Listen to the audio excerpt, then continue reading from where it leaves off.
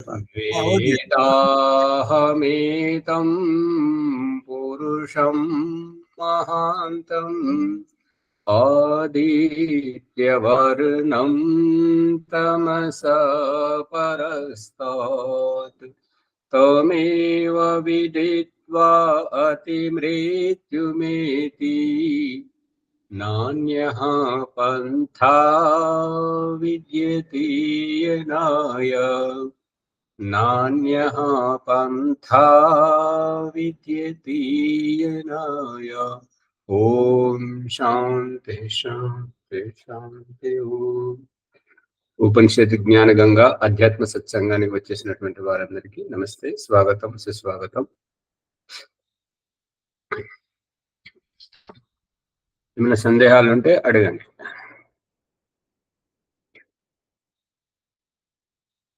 అగ్నిహోత్ర ప్రకరణంలో మనం తెలుసుకుంటున్నాం, బ్రాహ్మణ క్షత్రియ వైశ్యుల ఇంటి నుంచి అగ్నిని ఎందుకు తేవాలి, దీనికి ప్రమాణం ఏమిటి? ప్రమాణం 14వ అథర్వవేదము 14వ కాండం 1వ సూక్తం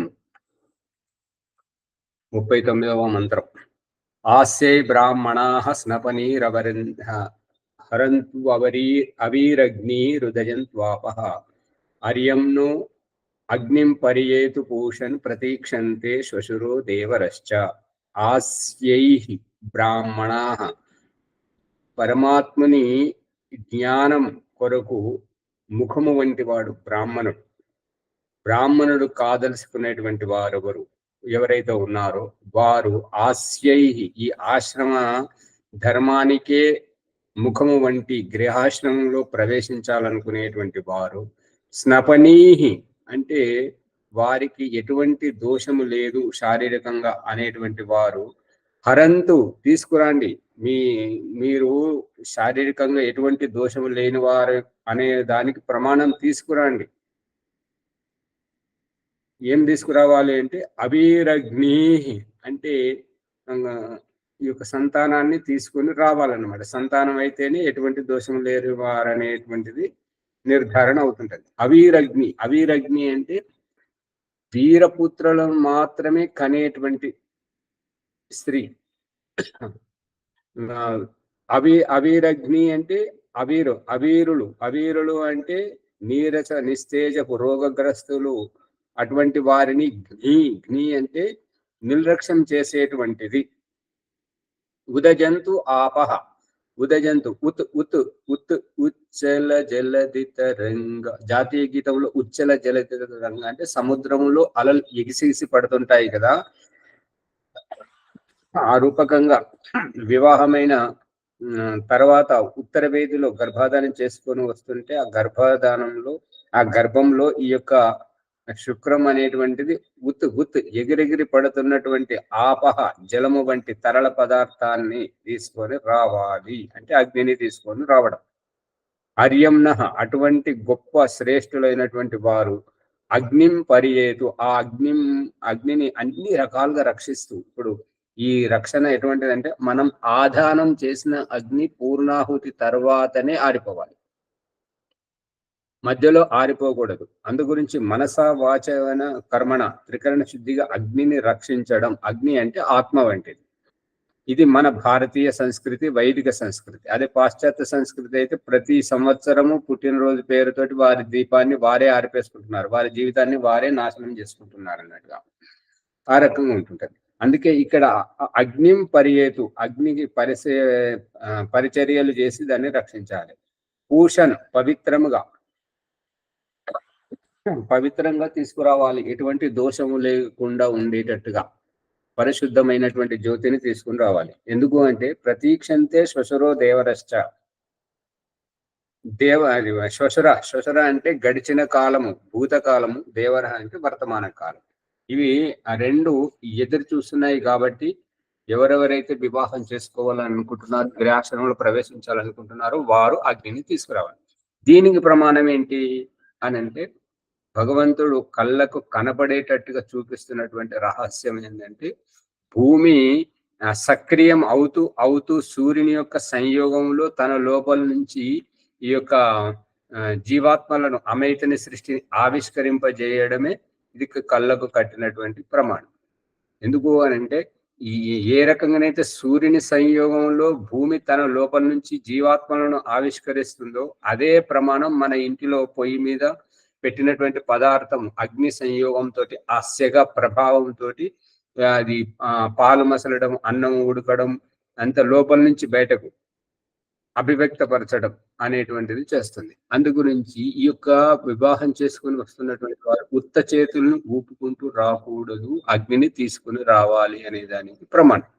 ఆ తీసుకొని వచ్చినటువంటి అగ్ని మన అగ్నిహోత్రానికి ప్రధాన యజమానుడు, అది గుర్తుపెట్టుకోండి.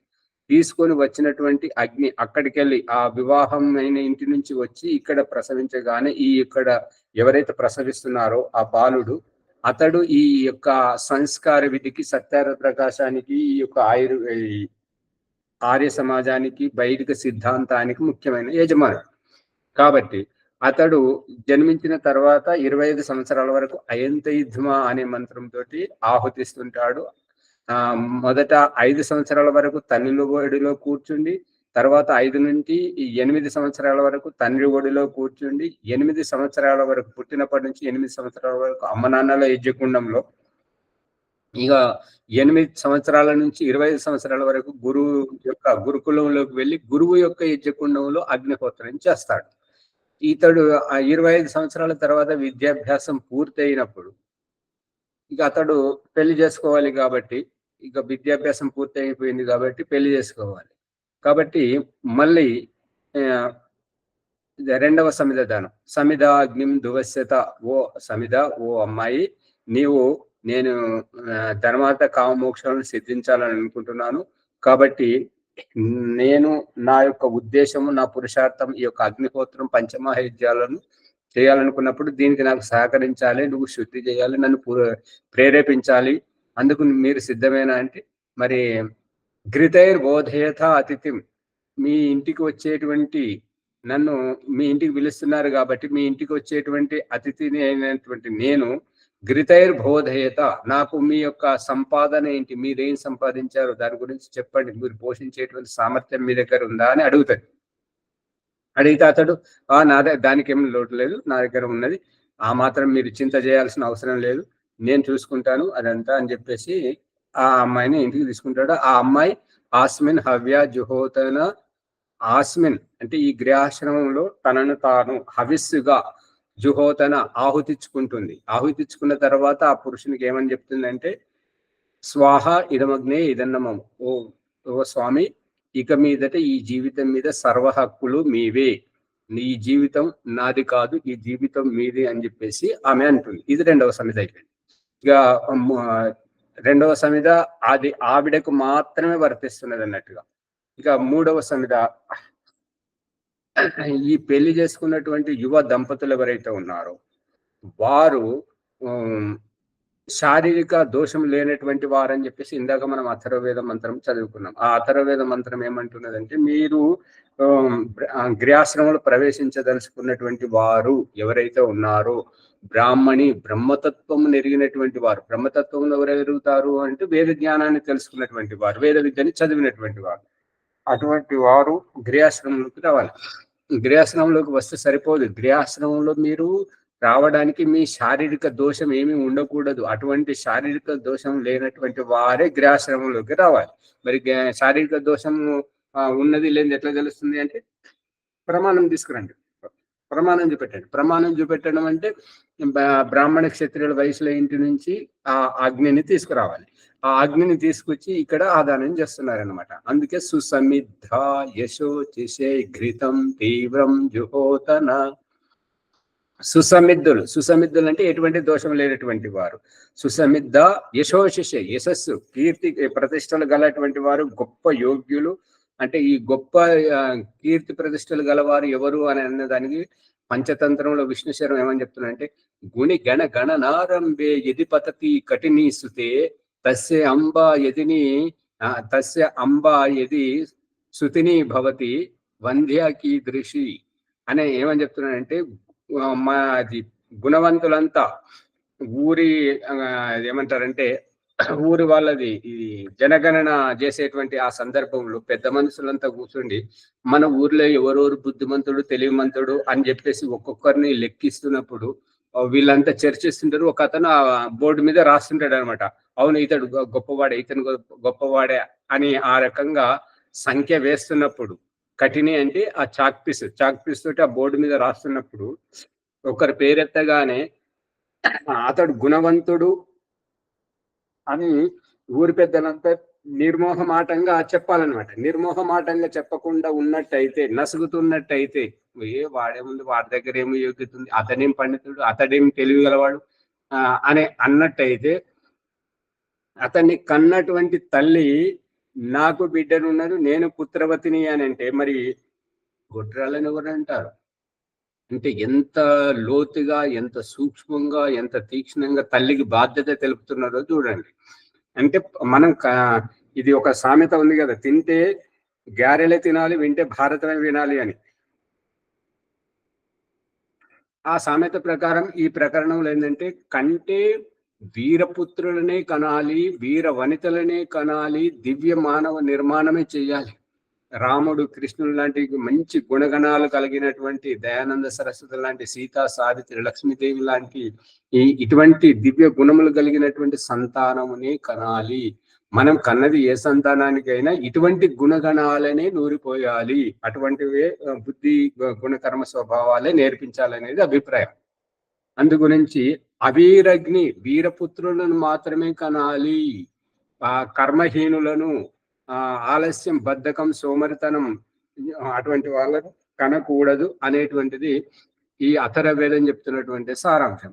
ఆ రకంగా మీరు మీ శారీరక దోషం లేని వారైతే మీరు బ్రాహ్మణ క్షత్రియుల వయసులో ఇంటి నుంచి అగ్నిని తీసుకురాండి అని చెప్పేసి ఈ మంత్రం చెప్తుందన్నమాట. సుసమిద్ధ యశోచసే, యశస్విలు కావాలి, మంచి జ్ఞానవంతులు, తెలివిమంతులు కావాలి. ఘృతం తీవ్రం, ఘృతం అంటే బ్రహ్మచర్యం, ఘృతం అంటే బ్రహ్మచర్యం. తీవ్రం అంటే చాలా బలిష్టంగా ఉండాలి, రోగనిరోధక శక్తి ఉండాలి, శారీరక ఆరోగ్యం బాగుండాలి, తేజస్వంతులై ఉండాలి. ఘృతం తీవ్రం జుహోతన. ఇక ఈ కాష్టాగ్నిని పూజ చేసేటప్పుడు ఏంటంటే నెయ్యిని వేడి చేసుకొనే యజ్ఞం చెయ్యాలి అనేటువంటిది ఘృతం తీవ్రం జుహోతన అనే శబ్దానికి అర్థం.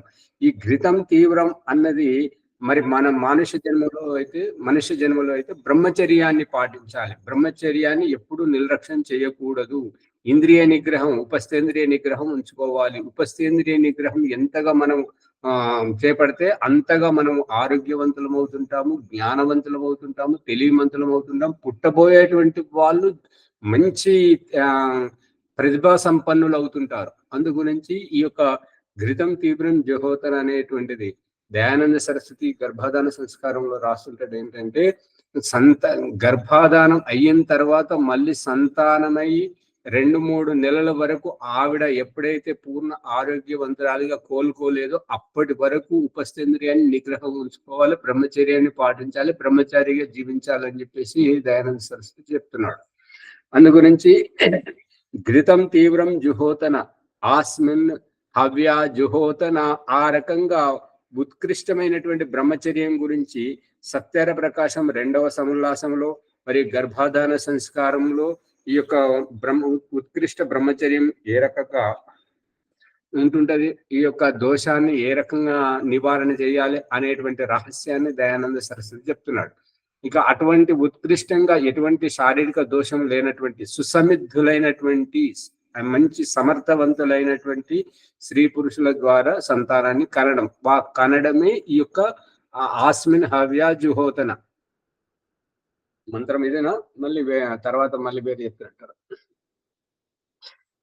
సుసమిద్ధ యశోచిషే ఘృతం తీవ్రం జుహోతన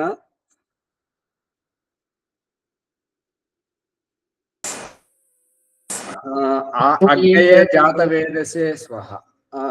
ఈ యొక్క ఘృతం తీవ్రం జుహోతన, ఘృతం అంటే బ్రహ్మచర్యాన్ని తీవ్రంగా, తీక్ష్ణంగా, చాలా పరిశుద్ధముగా పాటించినప్పుడు అగ్నయే జాత వేదసి, ఇది భగవంతుని సృష్టిని నేను రక్షిస్తున్నాను అనేటువంటిది సృష్టిని నడిపించడం గురించి.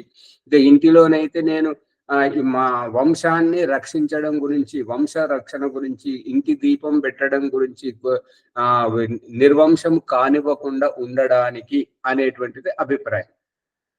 అర్థమవుతుందా లేదా? ఇప్పుడు సంతానాన్ని జన్మింపజేస్తే భగవంతుని సృష్టిని ముందుకు నడిపిస్తున్నట్టు అవుతుందా లేదా? మన ఇంట్లో వచ్చినటువంటి కోడలు సంతానానికి జన్మనిస్తే మన వంశాన్ని కాదా? మధ్యలో మాట్లాడతారు అమ్మగారు. ఇప్పుడు మన ఇంటికి వచ్చినటువంటి కోడలు అమ్మాయి ఆ సంతానానికి జన్మనిస్తే మన వంశాన్ని ముందుకు నడిపించినట్టేనా, అక్కడికక్కడే ఆపినట్ట? నడిపించినట్టే. రెండు రకాలుగా, ఒకటేమో భగవంతుని సృష్టిని నడిపించడం, ఇంకొకటేమో ఈ ఇంటి వంశాన్ని నిలబెట్టడం. ఈ రకంగా రెండు రకాలుగా. అందుకే అగ్నయే జాత వేదసే స్వాహ, ఇదం అగ్నయే జాత వేదసే. ఈ సంతానం ఆ పరమాత్మని యొక్క దివ్య జ్ఞానం కోసం అతనికి అర్పితం అని చెప్పేసి, ఇదన్నమమ్మ అని చెప్పేసి భార్యాభర్తలు ఇద్దరు ఆ సంతానాన్ని సమాజానికి అప్పగిస్తుంటారు. కాబట్టి సమాజానికి అప్పగించి చేతులు దులుపుకుంటే సమాజం ద్వారా భగవంతుడు ఏమంటున్నాడంటే, వాళ్ళు గుణవంతులైతేనేమో పొగిడిస్తున్నాడు, వాళ్ళు గుణవంతులు కాకుండా ఉండి సామాజిక చీడపిరుగులైతే మాత్రం తల్లిని తిట్టకుండా తిట్టిస్తున్నాడు. కొడక అని చెప్పేసి పిల్లలను అనిపించి తల్లిని మాత్రం తిట్టిస్తున్నాడు. అందు గురించి స్త్రీకి బాధ్యత ఎక్కువ ఉన్నదన్నమాట. ఇప్పుడు ఈ గోత్రం తెలియనటువంటి వారికి కూడా కశ్యప ఋషి చెప్తున్నటువంటిది అదే.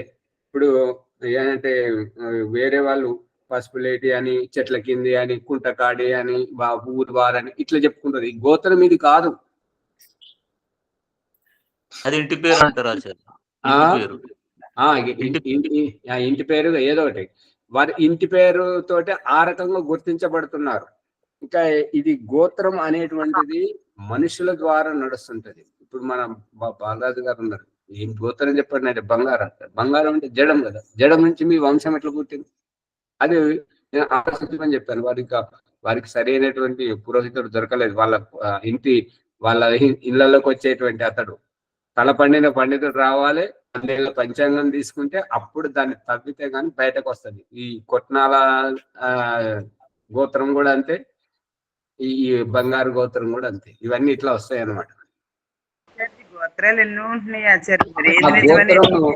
ఋషుల పర్యటన పాణిని మహర్షి అమ్మగారు పాణిని మహర్షి చెప్తున్నాడు ఏంటంటే, గోత్రం అనేటువంటిది ఏంటంటే ఋషుల పేరుతోటి ఉంటది. భగవంతుడు చూపిస్తున్నటువంటిది చంద్రుడి చుట్టూ ఉన్నటువంటి సప్తర్షులు. ఆ సప్తర్షులనే పాణిని మహర్షి అష్టాధ్యాయంలో చెప్తున్నాడు అనమాట. అత్రి, భృగు, కుత్స, వశిష్ఠ, గౌతమాంగిరోభ్యశ్చ, ఈ రకంగా 8 మంది ఋషులతోటి ఈ గోత్రం అనేటువంటిది నడుస్తుంటది. చంద్రుడితోటి ఈ యొక్క నక్షత్రాలను పక్కన చుట్టూ చూపించి, ఏ రకంగానైతే చంద్రుడికి చుట్టూ వీరు ఉంటుంటారో భగవంతునికి అనుదినంగా ఈ పుట్టినటువంటి సంతానం అంతా ఈ 8 పేర్ల గోత్రంతో ఉండాలి. ఏదైతే ఈ చెట్టు కింది, ఊరి కింది, ఆ ఊరి, ఈ ఊరి, ఈ పట్టణం, ఆ పట్టణం అని చెప్పేసి ఇంటి పేర్లు ఏవైతే పెట్టుకుంటున్నారో అది కేవలం కార్యనిర్వహణ గురించి, తన గుర్తింపు గురించి మాత్రమే, అది వంశం కాదు. అయితే కశ్యప ఋషి ఏమంటున్నాడంటే, ఎప్పటి వరకైతే మీకు వంశము లేదో ఆ వంశాన్ని గొప్పగా నిలుపుకోవాలి అంటే మీ ఇంటికి వచ్చినటువంటి స్త్రీలు ఎవరైతే ఉంటారో వారు కనేటువంటి వారు ఎటువంటి సంతానాన్ని కనాలి అంటే, ఈ అథర్వ వేదం చెప్తున్నప్పుడు దాని ప్రకారం వీరులను కనాలి, తేజస్వంతులను కనాలి, దివ్యమైనటువంటి సంతానాన్ని కనాలి అనేటువంటిది ఆ అభిప్రాయం. ఆ రకంగా కన్న తర్వాత ఇది భగవంతునికి సంతానం, బిడ్డ నా బిడ్డనే, కానీ ఇది భగవంతుని సృష్టి కాబట్టి భగవంతుని సృష్టి దివ్యముగా ఉండాలి అనేటువంటి భావజాలంతో ఉత్తమోత్తమైనటువంటి అన్న పదార్థాలను తినిపించడం, అన్నపానీయాలను సేవింపజేయడం, వస్త్రాధారణ చేయించడం, విద్యలను ఉత్తమోత్తమైనటువంటి విద్యను నేర్పించడం, మంచి గుణగుణాలతోటి సంతానాన్ని ఎంత గొప్పగా తీర్చిదిద్దితే అంత గొప్పగా సమాజంలో కీర్తి ప్రతిష్టను పొందుతుంటారు. ఈ రకంగా అది మూడవ సమిధ అంటే మనం ఇచ్చింది అయితే అయంతయుగ్మతోటి ఒకటి, ఈ సుసమిద్ధతోటి రెండవది. మరి ఈ మధ్యలో సమిధాగ్నిం దువస్యత అనేటువంటిది స్త్రీ పురుషుని జీవితంలోకి రావడం, ఆవిడ తనను తాను సమిధగా ఈ గృహాశ్రమానికి ఆహుతి గావించుకోవడం, ఆవిడనే ఈ యొక్క పురుషునికి, సమాజానికి, అందరికీ చెప్పడం, ఈ జీవితం ఈ పురుషునిది, ఈ జీవితం ఈ వంశంది, ఈ జీవితం మీదే, దీని మీద నాకు ఎటువంటి అధికారం లేదు అని ఈ యొక్క 2వ మంత్రం ద్వారా చెప్తుంది. అంటే ఈ రకంగా 3 సమిధలు అయిపోయినాయి. 3 సమిధలు కనబడుతున్నాయా లేవా? ఒక్కటేమో బాల్య జీవితం సమిధ, రెండవదేమో స్త్రీ పురుషుని జీవితంలోకి రావడం సమిధ, మూడవది ఈ యొక్క స్త్రీ పురుషుల జంట సమర్థవంతులైనటువంటి వారు సంతానానికి అనేటువంటి ఆ పుట్టేటువంటి సంతానం 3వ సమిధ. ఇప్పుడు 4వ సమిధ, తన్వా సమిద్భిరంగిరో ఘృతేన వర్ధయామసి బృహచ్చోఛా యవిష్ఠ్య. తన్వా, తను అంటే శరీరం, ఈ శరీరం ద్వారా తంత్వ అంటే విస్తరింపజేయడం, వికసింపజేయడం, ఆ రకంగా ఈ గృహాశ్రమం నుండి బయటకు రావడం. సమిద్భిర్ అంగిరహ, సమిధి ఒక సమిధ వలె, ఏ రకంగానైతే ఆ బుట్టలో ఉన్నటువంటి సమిధను యజమానుడు తీసుకుని అగ్నిహోత్రంలో వేయడానికి ఇలా పట్టుకుంటాడో, ఆ రకంగా ఈ గృహాశ్రమం నుంచి తనకు తాను స్వయముగా బయటకు రావడం, వానప్రస్థం తీసుకోవడానికి గృహాశ్రమాన్ని వదిలిపెట్టి వానప్రస్థం గురించి బయటకు రావడం. తంత్వ విస్తార సమిద్భి, ఈ సమిధ మాదిరిగా ఒక సమిధను చేతిలో పట్టుకొని యజమానుడు చూపిస్తున్నట్టుగా, ఆ విధంగా తనకు తాను సమిధగా. ఇప్పుడు మొదటి సమిధలో బాలుడు కాబట్టి కర్రను చేతిలో పట్టుకున్నాడు. 2వ సమిధలో స్త్రీ తన బాధ్యతను గుర్తించింది కాబట్టి నన్ను అమ్మ నాన్నల ఇంటి నుంచి విడిపించు, అత్తమామల ఇంటి నుంచి, భర్త నుంచి ఎన్నటికీ వేరు చేయకమని చెప్పేసి ఆమె ప్రార్థిస్తూ తనకు తాను సమర్పితమయ్యింది. అది 2వ సమిధ. 3వ సమిధ, ఇద్దరు భార్యాభర్తలు ఇద్దరు కలిసి సంతానానికి జన్మింపజేయడం, పుట్టేటువంటి సంతానం 3వ జన్మ. ఇక 4వ సమిధ, తాను స్వయముగా 50 ఏళ్ళు అయిన తర్వాత, కొడుకు పుట్టిన తర్వాత తాను స్వయముగా సమిద్ధి అంగిరహ అంటే హింసారహితమైనటువంటి సాత్విక ప్రవృత్తితోటి ఘృతేన వర్ధయామసి. ఘృతం అనేటువంటిది నపుంసకలింగము. ఈ యొక్క ఘృతేన తృతీయ విభక్తి ఏకవచనం. అంటే ఘృతము ద్వారా, ఘృతం అంటే బ్రహ్మచర్యం, మానవ జన్మలో బ్రహ్మచర్యాన్ని వర్ధయామసి, పెంచుకోవాలి, కాపాడాలి. బ్రహ్మచర్యాన్ని ఎంతైతే కాపాడుతుంటావో అప్పుడే మనకు ఈ యొక్క షట్చక్ర ఛేదనం కానివ్వండి, సంధ్యోపాసనలో మార్జన మంత్రం ద్వారా ఈ యొక్క షట్చక్రాల భేదనం చేస్తూ ఈ దేహం నుంచి జీవన్ముక్తి పొందడానికి సాధనమే ఈ యొక్క వీర్యము, ఈ యొక్క బ్రహ్మచర్యం. కాబట్టి ఘృతేన వర్ధయామసి, ఈ ఘృతమును, ఈ యొక్క బ్రహ్మచర్యాన్ని మనం రక్షించుకోవాలి, కాపాడుకోవాలి. అదే మన జీవన జ్యోతిని వెలిగిస్తుంది. బృహచ్చోచ, బృహత్ అంటే విశాలమైనటువంటి దృష్టికోణం. ఇదివరకైతే బాల్యంలో నేను నా స్వార్థం, ఇక యవ్వనంలోకి వచ్చినాక నేను నా భార్య, నేను నా సుఖం. ఇక అది ప్రౌఢావస్థలోకి వచ్చిన తర్వాత నేను నా కుటుంబం. ఇక అక్కడి నుంచి ఇక ఇప్పుడు వానప్రస్థానికి వెళ్తున్నప్పుడు ఇంత విశాలమైనటువంటి దృష్టికోణం. పురుషుని శరీరంలో ఉన్నప్పుడు నేను ఉండాలి, నేను అనేటువంటి ఊహ. ఇక గర్భంలోకి వచ్చిన తర్వాత నేను బ్రతకాలి, నేను జీవించాలి అనేటువంటి స్పృహ. ఇక గర్భం నుంచి శిశువుగా పుట్టిన తర్వాత నేను నా స్వార్థం. ఆ తర్వాత యవ్వనంలోకి వచ్చిన తర్వాత నేను నా భార్య. ఈ రకంగా ప్రౌఢావస్థ, మా యువతి యువకుల యొక్క ఆ కొత్త జంటల యొక్క వారి దాంపత్య జీవితం. ఇక ప్రౌఢావస్థలో నేను నా కుటుంబం, నేను నా ప్రతిష్ట, నేను నా అనేటువంటి దాంతో ఆ యొక్క విచారం, ఆ యొక్క భావజాలంతో యవిష్ఠ్య అంటే అన్ని రకాలుగా ఇతడు యు మిశ్రణ అమిశ్రణయో, అంటే యవిష్ఠ్య అనేటువంటిది యు మిశ్రణ అమిశ్రణయో అంటే కలుపుగోలుగా ఉంటూనే ఎందులో కలవకుండా. భగవంతుడు చూపిస్తున్నటువంటి దృష్టాంతం అంతా ఏంటంటే మనుషులంతా ఒక్కటే, అంతా ఒక్కటే అన్నప్పుడు ఏ వ్యక్తికి ఆ వ్యక్తి ఒక తల్లి కడుపును పుట్టినటువంటి బిడ్డలే గుణకర్మ స్వభావాలు ఇంకోరికి కలవు. అదే రూపకంగా అందరిలో కలిసి ఉన్నా కూడా ఎవరికి వారే వేరుగా భగవంతుడు ఏ రకమైతే దేహ రూపకంగా చూపిస్తున్నాడో, పరమాత్మల రూపంలో చూపిస్తున్నాడో, మనుషులందరూ ఒకటేనైనా మనిషి వేరే, వీరు స్త్రీ అని, వీరు పురుషుడని, మరి ఆ స్త్రీ పురుషులలో వీరు బ్రాహ్మణులని, వీరు క్షత్రియులని, వీరు వైశ్యులని, వీరు శూద్రులని, వీరు ఆటవిక జాతులని, ఊరు బయట ఉండేవారని, ఎవరికి వారు వేరువేరుగా ఏ రకంగా చూపిస్తున్నారో ఆ రూపకంగా మనం దివ్యముగా భవ్యముగా ఉత్కృష్టమైనటువంటి ఈ భావజాలంతో ఎదగాలి, సమాజానికి గృహాశ్రమాన్ని విడిచిపెట్టి ఇంటి నుంచి బయటకు వెళ్ళాలి అనేటువంటిది ఈ యొక్క తంత్వ సమిధ నాలుగవ సమిధాదానం. నాలుగవ సమిధాదానము అని అంటే బాల్యంలో అయంతయుద్మతోటి ఇగో ఇది నా ఆత్మ అని చెప్పేసి ఆ సమిధను తన శరీరానికి, తన ఆత్మకు, తన జీవితానికి ప్రతినిధిగా అని చెప్పేసి అగ్నిలో సమర్పిస్తున్నాడు.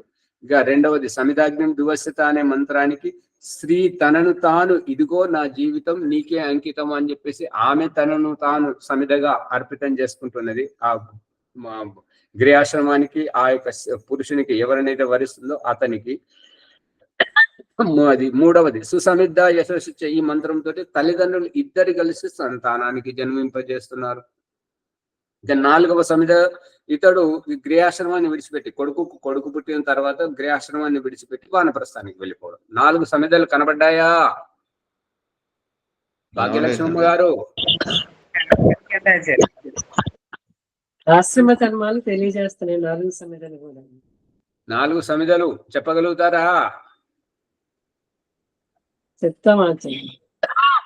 ఎవరడిగినా కూడా చెప్పాలి.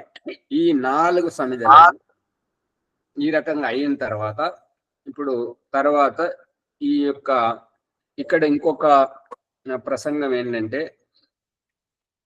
4 సమిధలు అయిన తర్వాత అయంత యుధ్మ ఆత్మ, ఈ పంచగ్రిత ఆహుతి అనేటువంటిది బృహద్ యజ్ఞంలో ఉంటుంటది, ఈ దైనిక అగ్నిహోత్రంలో ఉండదు. దైనిక అగ్నిహోత్రంలో చంద్రునిలో 16 కళలు ఏ రకంగానైతే ఉన్నాయో ఆ చంద్రుని ద్వారా ఆ 16 తిథులతోటి ఈ యొక్క ప్రకృతి సస్యంలో, అన్నములో, అన్నపానీయంలో ఏ రకమైతే మార్పు వస్తుందో తద్వారా మన జీవితంలోకి ఈ 16 కళలు మాత్రమే, షోడశ సంస్కారాలు మాత్రమే, 16 సంస్కారాలతోటి మన జీవితం ముడిపడి ఉన్నది. కాబట్టి ఈ 16 లెక్కించి చూపించాలంటే ఈ పంచగ్రితాహుతి అనేటువంటిది దైనిక అగ్నిహోత్రంలో ఉండదు, ఇది బృహద్ యజ్ఞంలో ఉంటుంటది. బృహద్ యజ్ఞంలో ఎందుకు ఉంటుంటది అంటే అక్కడ విశాలమైనటువంటి ఎన్నో పదార్థాలు వస్తుంటాయి. వరషష్ఠి కానివ్వండి, సంస్కారం కానివ్వండి, లేదంటే సత్సంగం కానివ్వండి, ఇంకేదైనా పారాయణం కానివ్వండి, దాంట్లో ఈ పంచగ్రిత ఆహుతి ఉంటుంది. దైనిక అగ్నిహోత్రంలో మాత్రం 16 ఆహుతులు మాత్రమే. ఉదయం 16, సాయంత్రం 16. ఈ 16 ఆహుతుల యొక్క ప్రమాణం గృహాశ్రమంలో దయానంద సరస్వతి అక్కడ రాశాడు చూడండి. గృహాశ్రమం అగ్నిహోత్ర ప్రకరణంలో ఆరంభంలోనే చెప్పాడు.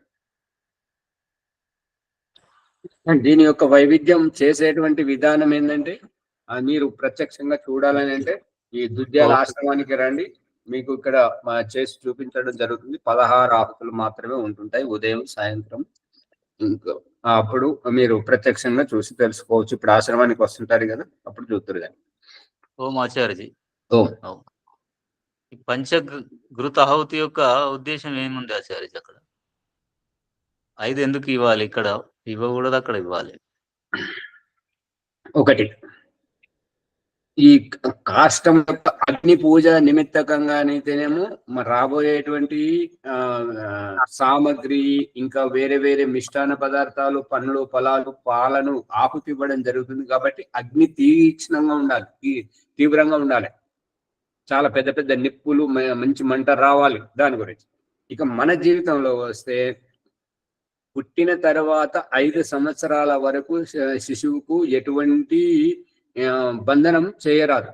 ఇప్పటి మూర్ఖత్వం ఏంటంటే, ఇప్పుడు జరుగుతున్న మూర్ఖత్వం ఏంటంటే 1 సంవత్సరంన్నరకే 2 సంవత్సరాలకే ప్లే స్కూల్లోకి పంపిస్తున్నారు. ఈ ప్లే స్కూల్లో అక్కడ స్కూల్ అంటే బెత్తెం కింద పెరగడం, శాసనం కింద ఉండడం. భగవంతుడు చూపిస్తున్నటువంటిది ఏంటంటే ఈ 5 సంవత్సరాలు పూర్ణ స్వేచ్ఛా స్వాతంత్రంతో నవ్వుతూ కిలకిలమంటూ వాళ్ళ పిల్లలు ఆడుతూ ఉంటారు. వాళ్ళ ఆ ఉల్లాసం ఉత్సాహం తోటి ఉండాలి.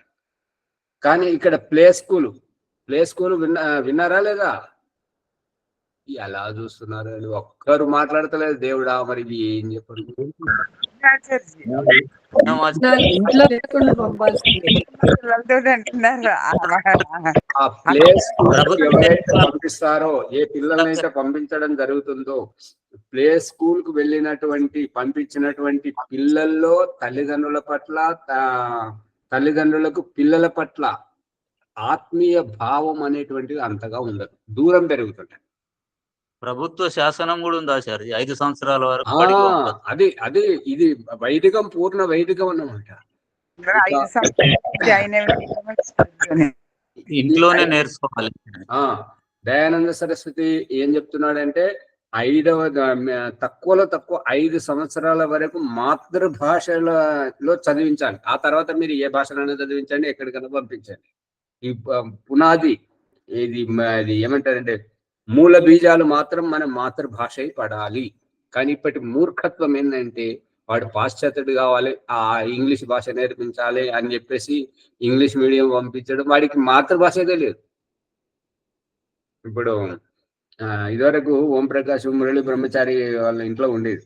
వాళ్ళ పిల్లలు ఇంగ్లీష్ మీడియానికి పోతుంటే వాళ్ళ అబ్బాయి ఒకసారి అన్నం తింటుంటే అతను కూడా నేను కూడా తింటాను వచ్చాడు. నువ్వు తినగానే ఈ అన్నము ఏ చెట్టుకు కాసో తెలుసు అంటే, ఓ నాకు తెలుసు, చాలా పెద్దగా ఉంటుంది చెట్టు. అన్నము బియ్యం వరి కాసేటువంటి చెట్టు చాలా పెద్దగా ఉంటదంట. గ్రాఫిక్స్ లో చూసాడంట. అది పరిస్థితి.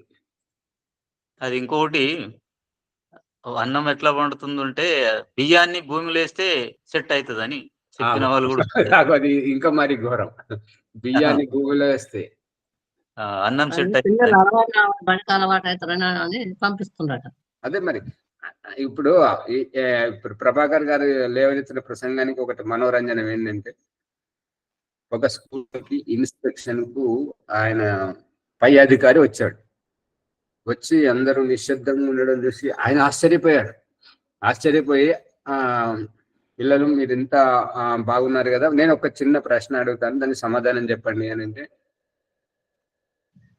అడగండి అన్నారు. అప్పుడు అతను ఏమడిగాడండి, శివధనుసును ఎవరు విరిశారు అని అంటే, ఆ పిల్లలందరూ అన్నారు, నేను కదా సార్ నేను ఎరువలేదు సార్ అని అన్నారు. ఎవరిని అడిగినా నేను కదంట. అప్పుడు క్లాస్ టీచర్ని అడిగాడు అనమాట, ఏమయ్యా వీళ్ళు ఇట్లా సమాధానం చెప్తారంటే, సార్ వాళ్ళ పిల్లలు సార్, వాళ్ళకి తెలియదు సార్, వాళ్ళకి ఏంటంటే ఇది ఫలానా వాడైతే ఇరుసుంటాడు నాకు తెలుసు, ఎందుకంటే అతడే కోతి పనులు ఎక్కువ చేస్తుంటాడు కాబట్టి అతడు ఫలానా వాడు ఇరుసుంటాడు. ఈ గొడవ జరుగుతుంటే ఇంతట్లో హెడ్ మాస్టర్ వస్తాడు అనమాట. హెడ్ మాస్టర్ వస్తే ఏమైంది అని అంటే, సార్ మీరు ఇన్స్పెక్షన్కి వచ్చారు కదా సార్, మీ ముందు ఈ గొడవ ఏంటి అని అంటే, లేదు వీళ్ళు ఇట్లా సమాధానం చెప్తున్నారు, నేను శివధనుసు ఎవరు విరిశారు అని చెప్పేసి నేను అడిగితే ఈ పిల్లలు అంటున్నారు నేను ఎరవలేదు అని అంటున్నారు.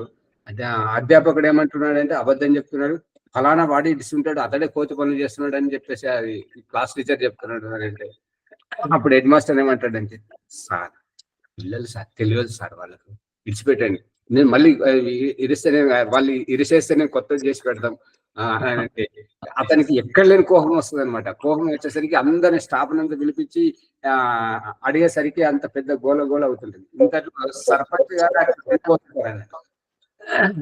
గారు అక్కడ నుండి పోతారు. ఆ స్కూల్ ను అది కట్టించిన అతను దాన్ని పోషిస్తున్నాడు అన్నట్టు, డబ్బులు ఇచ్చుకుంటూ, జీతాలు ఇచ్చుకుంటూ. అతను వచ్చి ఏమైంది అని అంటే, వీళ్ళు శివధనుసు ఎవరు విడిచారని చెప్తే వీళ్ళు పిల్లలు ఈ రకంగా అంటున్నారు, క్లాస్ టీచర్ ఈ రకంగా అంటున్నాడు, హెడ్ మాస్టర్ ఆ రకంగా అంటున్నాడు, నేను ఈ స్కూల్నే తీసేస్తానంటే, సార్ మీకు నేను చెప్పేవాడిని కాదు, నేను విద్యా గుణం ఏదో నాకు తెలుసు, కాబట్టి ఒక శివధనుసు విరిసేస్తే మీరు స్కూల్ మూసేస్తా అంటుంటారు ఏంటి? అటువంటి శివధనుసులు మీకు ఏ రకంగా కావాలో చెప్పండి, నాకు డిజైన్ ఇవ్వండి, నేను మీరు మళ్ళీ వచ్చేసరికి నేను అటువంటివి చేసి పెడతానంటారు. అర్థమవుతుందా? జవాబు పక్కకు పోయింది. అసలు శివధనుసు అంటే ఏంటో తెలియదు, అది ఎవరు విరిశారో తెలియదు, ఎందుకు విరిశారో తెలియదు. ఆ పిల్లలు ఆ రకంగా ఉన్నాడు, క్లాస్ టీచర్ ఈ రకంగా ఉన్నాడు, హెడ్ మాస్టర్ ఆ రకంగా ఉన్నాడు, ఆ గ్రామ సర్పంచ్ ఇంకొక రకంగా ఉన్నాడు. సమాధానం తెలియదు, ఎవరికి తెలుస్తలేదు అని అర్థం. అది అందుకని ఆ అంటే వీటి మధ్యలో ఏంటంటే మా పిల్లలు అమెరికాలో చదవాలి, మా పిల్లలు విదేశాలకు వెళ్ళాలి, మా పిల్లలు గొప్పగా ఉండాలి అనే దాంట్లో మాతృ సంస్కృతిని మర్చిపోతున్నారు. అందుకే ఇప్పుడు మర్చిపోతున్నారు కాబట్టి వాళ్ళు పెరిగి పెద్దవారు అయిన తర్వాత ఇప్పుడు అమ్మ గురించి చెప్తూ ఒక ప్రసంగంలో ఏమంటారంటే, మాట్లాడ రాకపోయినా నోట్లోంచి సొల్లు గారుతున్న ఆ సొల్లును తుడుచుకుంటూ అతనికి తినిపిడుతూ నత్తి నత్తి మాటలతో ఏదన్నా కూడా తల్లి అర్థం చేసుకుంటది. అదే తల్లి ముసలిదైనప్పుడు అతడు పెద్ద ఆఫీసర్ అయితే, హలో ఏం కావాలి మీకు సేవ చేయడానికి సర్వెంట్ ఉన్నాడు కదా, మీకు ఏం కావాలన్నా పని మనిషి ఉన్నది కదా, ఎన్ని డబ్బులు కావాలంటే అది పంపిస్తాను నేను, ఏ ఆశ్రమానికంటే ఆశ్రమానికి పంపిస్తాను, ఎందుకు ఇబ్బంది పడుతున్నావు అని కొడుకు అంటున్నాడు. తల్లి అంటూనే నా దగ్గర కొద్దిసేపు కూర్చుండి బిడ్డ అంటే, నాకంత టైం లేదు. అర్థమవుతుందా? సంస్కృతి అలా తెలియజేస్తుంది ఆచార్యజీ. దయానంద సరస్వతి చెప్పినప్పుడు ఏంటంటే, తల్లిదండ్రుల పట్ల ప్రేమ, మాతృ సంస్కృతి పట్ల ప్రేమ ఉండాలి అని అంటే 5 సంవత్సరాల వరకు మాతృభాషలోనే చదవాలి. ఆ తర్వాత మీరు ఏవైనా ఏ భాష అయినా చదివించండి, ఎక్కడైనా చదివించండి. సమాజ నిర్మాణం ఇక్కడ ఉంది. అది చాలా ఉపయోగం ఆచార్య. అవును, ప్రాథమిక విద్య మాతృభాషలో ఉండాలి తప్పనిసరి. అప్పుడు రాకపోతే అసలు ఏది రాదండి. ఈ 5 పంచగ్రహావతి తర్వాత ఇప్పుడు జల ప్రసేచనం విషయానికి వస్తే, తాతకు 50 ఏళ్ళు నిండినాయి కాబట్టి వానప్రస్థానికి వెళుతున్నాడు. పిల్లవాడికి 8 సంవత్సరాలు అయినాయి కాబట్టి ఉపనయనం చేసి గురుకులానికి పంపిస్తున్నాడు. తాత పోతూ పోతూ మనవణ్ణి తీసుకుపోతున్నాడు. తీసుకుపోయేటప్పుడు తల్లికి, నీకు సర్వ హక్కులు ఉన్నాయమ్మా, నువ్వు కన్నావు కదా నీ బిడ్డకు, మరి ఇతన్ని ప్రయోజకుని చేయాలి, నువ్వు గొప్పగా కీర్తించబడాలి అంటే ఇతడు గొప్పవాడు కావాలి, గొప్పవాడు కావాలంటే వేద విద్య చదవాలి, అందు గురించి గురుకులం తీసుకెళ్తున్నాను, అనుమతించు అని చెప్పేసి కోడలతో అడుగుతున్నాడు. అదితే అనుమన్యస్వ, ఓ అదితి. అదితి అనేటువంటిది ఇకారాంత స్త్రీలింగ శబ్దం. అదితే అనేటువంటిది సంబోధనం, కోడలను సంబోధించుకో అదితే, ఓ దేవమాత, అనుమన్యస్వ అనుమతించు, ఒప్పుకో అని అడుగుతున్నాడు. మళ్ళీ రెండవది అనుమతే అనుమన్యస్వ, ఒరే అబ్బాయి, ఈ బాబు జీవితాన్ని నీ చేతిలో పెట్టాడు, నీ కడుపున పుట్టించాడు, నేను అడిగే కంటే ముందే నీకే ఎక్కువగా ధ్యాస ఉండాలి. మీ దగ్గర సంస్కార విధి ఉన్నట్టయితే అక్కడ ఓంకారం పెట్టి ప్రత్యేకత చూపించాడు చూడండి, అదితే దగ్గర అనుమతే దగ్గర, దయానంద సరస్వతి. అందుకని ఈ రూపకంగా ఏంటంటే, ఒరే అబ్బాయి, నీ కొడుకును ప్రయోజకుని చేయాలంటే మరి గురుకులం పంపించాలి, అనుమతించమని చెప్పేసి అనుమతి కోరుకొని మళ్ళీ గురుకులానికి తీసుకెళ్తాడు. తీసుకెళ్ళి అబ్బాయిని గురుకులంలో వదిలిపెట్టి తను వానప్రస్థానికి వెళ్ళిపోతుంటాడు. ఆ 25 సంవత్సరాల తర్వాత తన వానప్రస్థం ముగించుకొని గురుకులం వచ్చి మళ్ళీ గురువు గారితో అంటాడు, సరస్వతి సరస్వతి, దయానంద సరస్వతి, విరజానంద సరస్వతి. సరస్వతి ఈకారాంత స్త్రీలింగ శబ్దం, అది ఈకారాంత పుల్లింగ శబ్దం.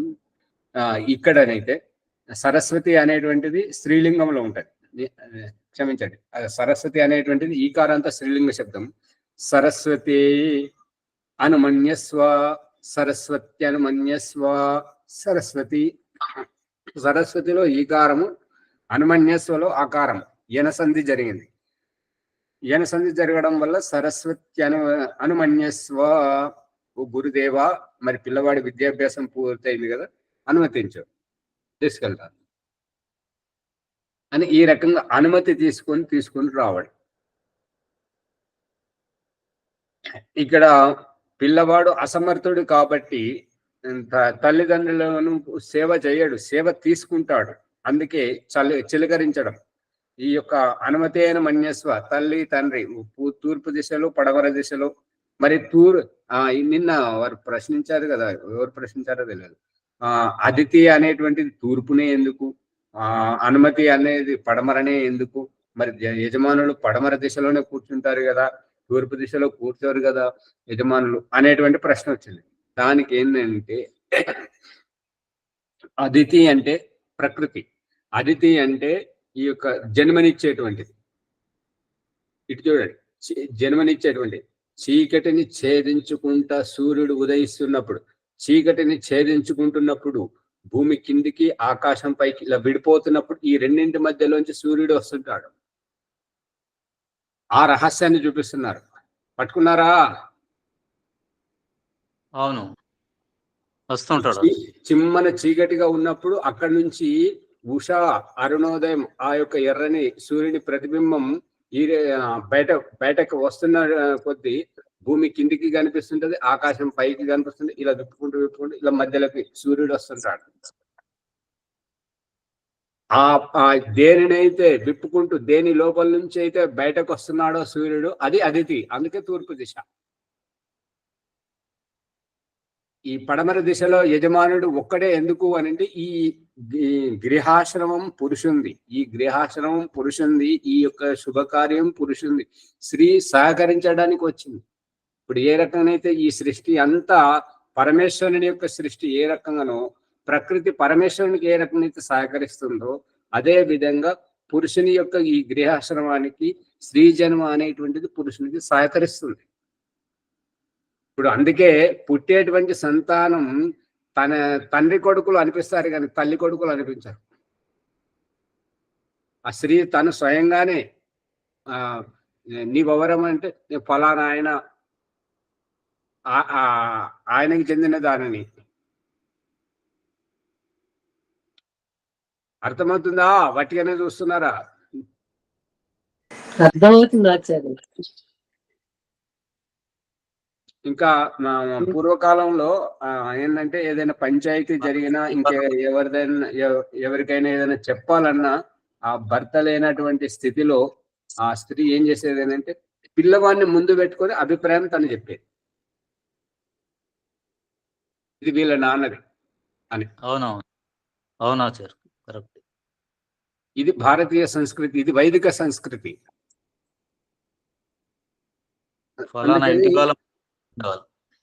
ఇది వేదంలో ఉన్నటువంటి ఈ రహస్యం. కాబట్టి ఇది ఈ ఆవిడ తాను స్వయంగానే చెప్తుంది కదా, త్ర్యంబకం యజామహే సుగంధిం పతివేదనం ఉర్వారుకమివ బంధనాత్ ఇతో మోక్షీయ మామతః. మళ్ళీ ఈ మంత్రంలో చెప్తుంది కదా, సమిదాగ్నిం దువస్యత ఘృతైర్బోధయథ అతిథిం ఆస్మిన్ హవ్యాజుహోతన సువాహ. హవ్యాజుహోతన సువాహ. హవిస్వరూపకంగా తనను తాను సమర్పించుకొని స్వాహ అని చెప్తుంది. ఇదం అగ్నేయే ఇదన్న మమ.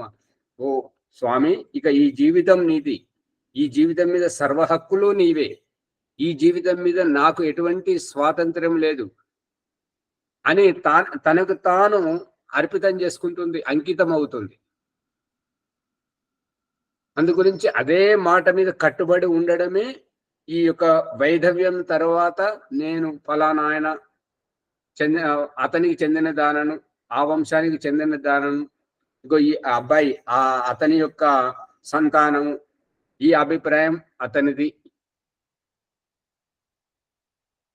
అని తన భర్తను, తన వంశాన్ని, ఆ యొక్క కులగోత్రాలనే కీర్తింపజేయడం, స్తుతింపజేయడం పరిచయంతో స్త్రీ అనేటువంటిది.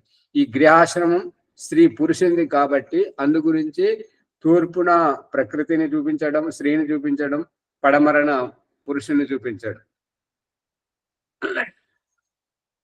వాస్తవికంగా ఏంటంటే ఇక్కడనేమో స్త్రీని ముందు చూపిస్తున్నారు, కానీ అక్కడ ఈశ్వర స్తుతి ప్రార్థనోపాసన 2వ మంత్రం హిరణ్యగర్భః సమవర్తతాగ్రే భూతస్య జాతః పతిః ఏక ఆసీత్.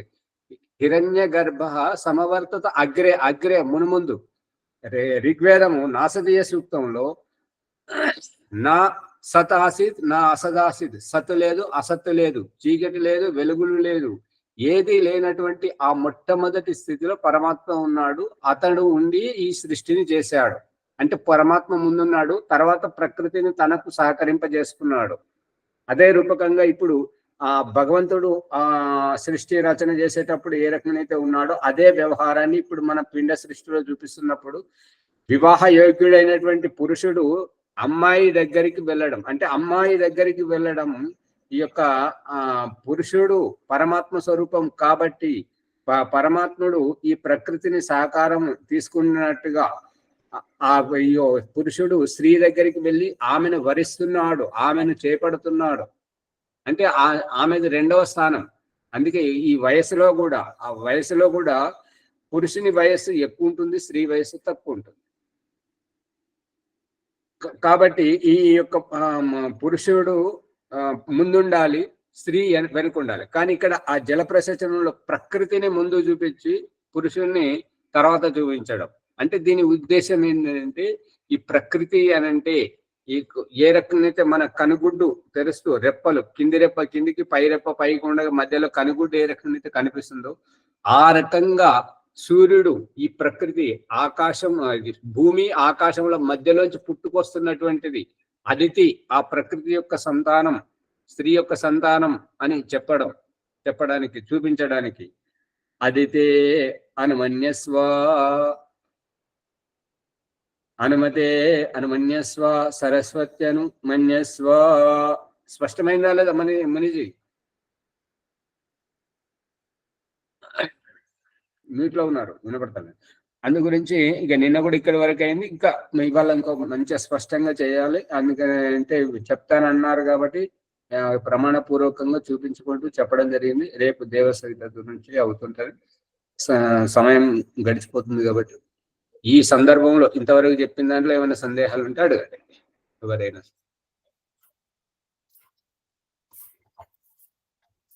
ఇదంతా ఎందుకు ఇంత తిప్పలు పడాల్సి వస్తున్నది అంటే పండితులంతా మరి ఈ వైపు చూడట్లేదు కాబట్టి విద్య అంతా మరుగున పడిపోతున్నది. మనం చెప్పేది ఒకటి, ఆ శాస్త్రంలో ఇంకొకటి ఉన్నది. అందుకని ఇదంతా ఇబ్బంది. అందరి రకంగా చెప్తే ఇంత అవస్థ పడాల్సిన పనే ఉండదు, ఇంకా ముందుకు పోతుంటుంది. అవునాచార్జీ.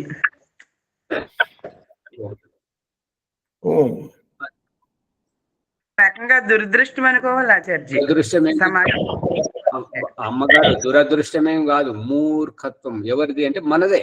మనము ఎదిరించి ప్రశ్నించినప్పుడు ఈ కాష్ట పూజ వాళ్ళేమో ఇప్పుడు వీళ్ళు ముస్లింలు ఏం చెప్తుంటారంటే, ఇది కనబడుతున్నాయా, వీళ్ళు ఏం చెప్తుంటారంటే హిందువులు నిలబడ్డ మూర్తిని పూజ చేస్తారు, ముస్లింలు పడుకున్న ఆ శవాన్ని ఆ కబరిస్తాను దాన్ని పూజిస్తుంటారు.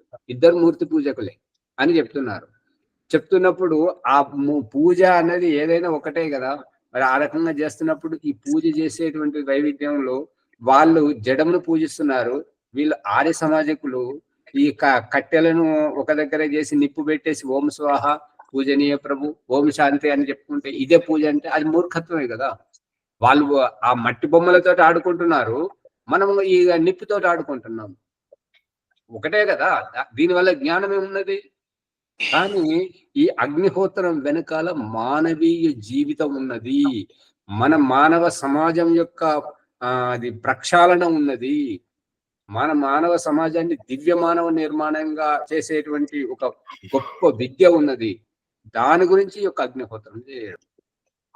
అవును, అంతరార్థం తెలుసుకునే వరకు అది తెలియకుండా చేయటం అంతే.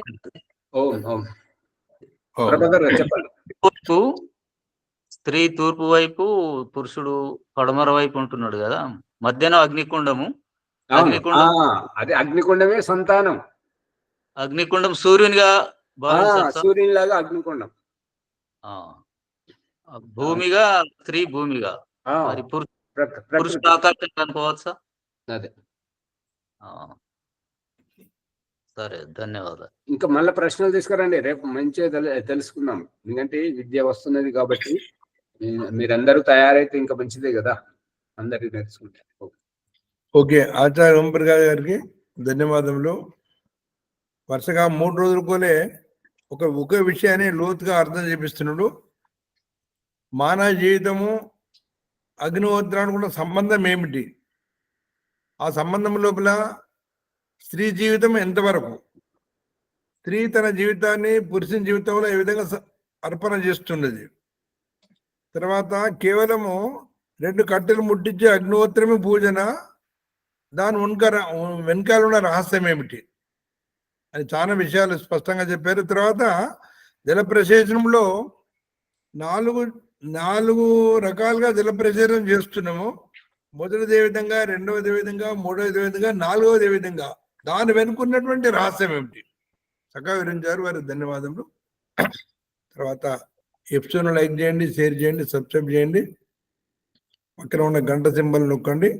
1-2 సార్లు విరాళి ప్రార్థన, వైదిక సంధ్యోపాసన భాగ్యలక్ష్మి గారు చేపిస్తారు. ఓం నమస్తే ఆచార్య. సర్వేభ్యో నమో నమః ఆచార్య. అందరికీ నమస్తే.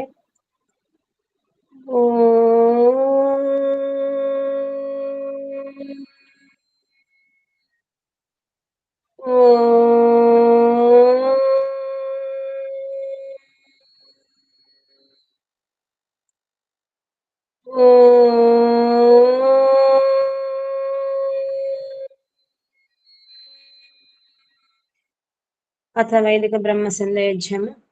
ఓం అమృతోపస్తరణమసి స్వాహా. ఓం అమృతాపిదానమసి స్వాహా. ఓం సత్యం యశః శ్రీర్మై శ్రీః శ్రయతాం స్వాహా. ఓం షణ్ణో దేవీరభిష్టయా आपो भवन्तु पीतये शन्योरभिस्रवन्तु नः.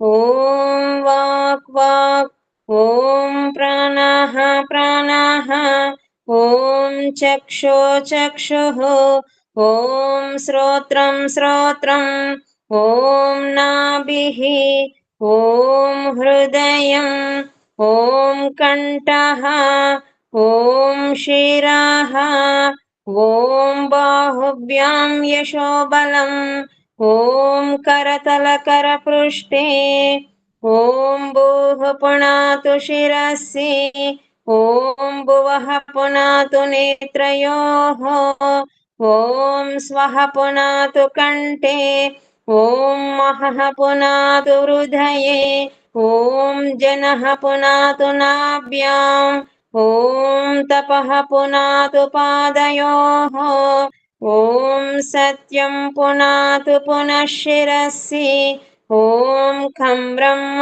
पुनातु सर्वत्र, ॐ भूः, ॐ भुवः, ॐ स्वाहा, ॐ महः, ॐ जनः, ॐ तपः, ॐ सत्यम्, ॐ मृतं च सत्यं च विदातपसोऽद्यजायत, ततो रात्र्या जायत, ततः समुद्रो अर्णवः, ॐ समुद्रादर्णवादधि संवत्सरो अजायत, अहोरात्राणि विदधदिश्वस्य मिषतो वशि, ॐ सूर्याचन्द्रमसौ दाता यथा पूर्वमकल्पयत्, दिवं च पृथिवीं च अन्तरिक्षमतो स्वः.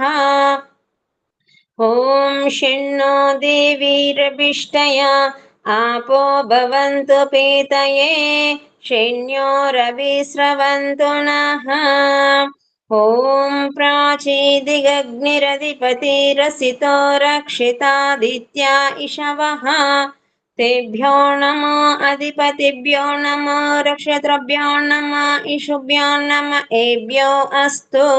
योऽस्मान् दिष्टियं वयं दिश्मस्तं वोजम्बे दद्मः, दक्षिणादिगिन्द्रोऽधिपति स्थिरच्चिराजिरक्षिता पितर इषवः, तेभ्यो नमो अधिपतिभ्यो नमो रक्षत्रभ्यो नमः इषुभ्यो नमः एभ्यो अस्तु. योऽस्मान् वेष्टियं वयं दिश्मस्तं वोजम्बे दद्मः, ॐ प्रतीचि दिगुवर्णोऽधिपतिः वृदाकुरक्षितान्नमिषवः, तेभ्यो नमो अधिपतिभ्यो नमो रक्षत्रभ्यो नमः इषुभ्यो नमः एभ्यो अस्तु. योऽस्मान् वेष्टियं वयं दिश्मस्तं वोजम्बे दद्मः, उदीचीदिक् सोमोऽधिपतिः स्वजो रक्षिता शनिरिषवः तेभ्यो नमो अधिपतिभ्यो नमो रक्षितृभ्यो नमः ईशुभ्यो नम एभ्यो अस्तु योऽस्मान् वेष्टियं वयं दिश्मस्तं वोजम्बे दद्मः ध्रुवादिग्विष्णुरधिपतिः कल्माषग्रीवो रक्षिता वीरुद इषवः तेभ्यो नमो अधिपतिभ्यो नमो रक्षितृभ्यो नमः ईशुभ्यो नम एभ्यो अस्तु योऽस्मान् वेष्टियं वयं दिश्मस्तं वोजम्बे दद्मः उरुध्वादिग्बृहस्पतिरधिपतिः श्वित्रो रक्षिता वर्षमिषवः तेभ्यो नमो अधिपतिभ्यो नमो रक्षितृभ्यो नमः ईशुभ्यो नम एभ्यो अस्तु योऽस्मान् वेष्टियं वयं दिश्मस्तं वोजम्बे दद्मः ॐ जातवेदसे सुनवामा सोममरातीयतो निदहाति वेदः स नः पर्षदति दुर्गानि विश्वा नावेवा सिन्धुं दुरितात्यग्निः चित्रं देवानामुदगादनीकं चक्ष्मुर्मित्रस्य वर्णस्याग्नेः आप्राद्या वा पृथिवी अन्तरिक्षं सूर्य आत्मा जगतस्तुषच्छा उदुत्यं जातवेदसं देवं वहन्ति केतवः दृश्ये विश्वाय सूर्यम् उद्वयं तमसस्परिस्वः पश्यन्त उत्तरं देवं देवात्रा सूर्यमगन्मज्योतिरुत्तमम् ॐ तच्चक्षुर्देवहितं पुरस्ताचक्रमुच्चरतु पश्येम शरदः शतं जीवेम शरदः शतं शृणुयाम शरदः शतं प्रब्रवाम शरदः शतम् अदीनस्याम शरदः शतं भूयच्च शरदः शतात् ॐ शन्नो देवीरभिष्टया आपो भवन्तु पीतये शन्योरभिस्रवन्तु नः ॐ भूर्भुवः स्वः तत्सवितुर्वरेण्यं भर्गो देवस्य धीमहि धियो यो नः प्रचोदयात् हे సచ్చిదానంద స్వరూప జగతుత్పాదక దేవ నీ దివ్య విజ్ఞాన స్వరూపమును మేము నిత్యము ఉపాసింతుము మాకు సద్బుద్ధులనిచ్చి సత్కర్మములు ఆచరించినట్లు అనుగ్రహింపు స్వామి హే పరమేశ్వర దయానిధి మీ కృప వల్ల జపో ఉపాసనాది కర్మములను చేస్తున్న మేము ధర్మ అర్థ కామ మరియు మోక్షముల సిద్ధిని సత్వరంగా ప్రాప్తించుకుందుము గాక ఓం నమః శంభవాయ చ మయోభవాయ చ నమః శంకరాయ చ మయస్కరాయ చ నమః శివాయ చ శివతరాయ చ ఓం షణ్ణో దేవీరభిష్టయా आपो भवन्तु पीतये शन्योरभिस्रवन्तु नः ॐ शान्ति शान्ति शान्तिः इति वैदिक ब्रह्म संध्यायज्ञम् ओम नमस्ते आचार्य जी శాంతి పాఠం చెప్పండి అమ్మా. ॐ ध्यौ शान्तिरन्तरिक्षं शान्ति पृथिवी शान्तिरापः शान्ति ओषधया शान्ति वनस्पतया शान्तिरिश्वे देवा शान्ति ब्रह्मा शान्ति सर्वं शान्ति शान्तिरेव शान्ति सामा शान्तिरेधि ॐ शान्तिः शान्तिः शान्तिः ఈ ఎపిసోడ్ని లైక్ చేయండి, సబ్స్క్రైబ్ చేయండి, షేర్ చేయండి, పక్కనున్న గంట సింబల్ నొక్కండి, 1-2 సార్లు వినండి.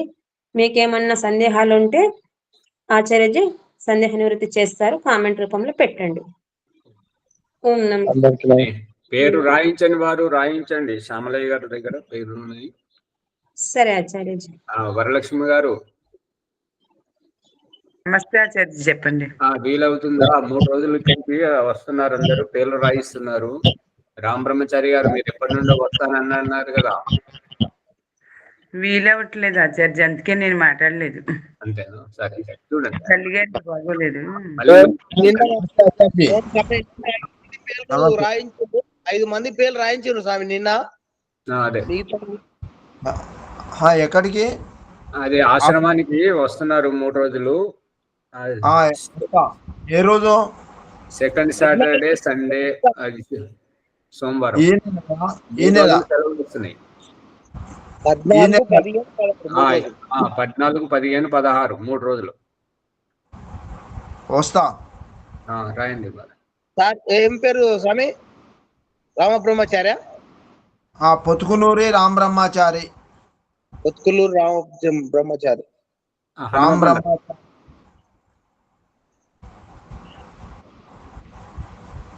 విజయలక్ష్మి గారు రాయించండి పేరు. నేను వస్తాను.